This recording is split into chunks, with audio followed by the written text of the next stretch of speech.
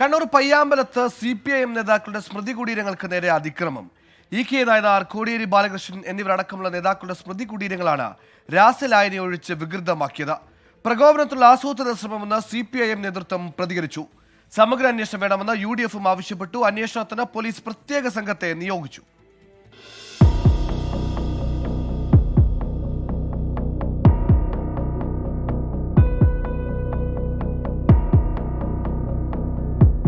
ഇന്ന് രാവിലെ 11:30യോടെയാണ് പയ്യാമ്പലത്ത് CPIM നേതാക്കളുടെ സ്മൃതി കുടീരങ്ങൾക്ക് നേരെയുള്ള അതിക്രമം ശ്രദ്ധയിൽപ്പെട്ടത്. മുൻ മുഖ്യമന്ത്രി EK നായനാർ, CPIM മുൻ സംസ്ഥാന സെക്രട്ടറിമാരായ ചടയൻ ഗോവിന്ദൻ, കോടിയേരി ബാലകൃഷ്ണൻ, മുൻ MP O ഭരതൻ എന്നിവരുടെ സ്മൃതി കുടീരങ്ങളിലാണ് രാസദ്രാവകം ഒഴിച്ചത്. ഗ്രാനൈറ്റിൽ തയ്യാറാക്കിയ കോടിയേരി ബാലകൃഷ്ണന്റെ ചിത്രം പൂർണ്ണമായും വികൃതമാക്കി. തിരഞ്ഞെടുപ്പിൽ പരാജയഭീതി പൂണ്ടവർ കലാപമുണ്ടാക്കാൻ ബോധപൂർവം നടത്തിയ ശ്രമമെന്ന് CPIM ആരോപിച്ചു. രാഷ്ട്രീയമായ കാര്യങ്ങളിൽ നിന്ന് ശ്രദ്ധ മാറ്റി തെറ്റായ ദിശയിലേക്ക് ജനങ്ങളുടെ ശ്രദ്ധ എത്തിക്കുന്നതിന് വേണ്ടിയുള്ള ഗൂഢാലോചന ഉൾപ്പെടെ ഇതിൻ്റെ പിന്നിലുണ്ടോ എന്ന കാര്യം ഗൗരവപൂർവ്വം അന്വേഷിക്കണം. സിറ്റി പോലീസ് കമ്മീഷണർ അടക്കമുള്ള ഉന്നത ഉദ്യോഗസ്ഥർ സ്ഥലത്ത് പരിശോധന നടത്തി.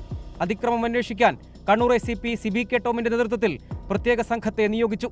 സ്ഥലത്ത് ഫോറൻസിക് സംഘവും ഡോഗ് സ്ക്വാഡും പരിശോധന നടത്തി. മേഖലയിലെ CCTV ദൃശ്യങ്ങളും പോലീസ് ശേഖരിച്ചിട്ടുണ്ട്. പയ്യാമ്പലത്ത് അതിക്രമം നടന്ന സ്ഥലത്ത് DCC പ്രസിഡന്റ് മാർട്ടിൻ ജോർജിന്റെ നേതൃത്വത്തിലുള്ള UDF നേതാക്കളും സന്ദർശനം നടത്തി.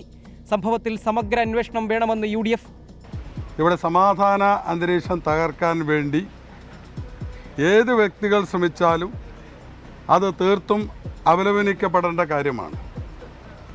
അത്തരം വ്യക്തികളെ കണ്ടുപിടിച്ച് പൊതുസമൂഹത്തിന് മുന്നിൽ എത്തിക്കാനുള്ള ഉത്തരവാദിത്വം പോലീസിനും അധികാരികൾക്കുമുണ്ട്.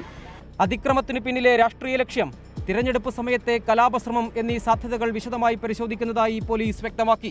24 കണ്ണൂർ.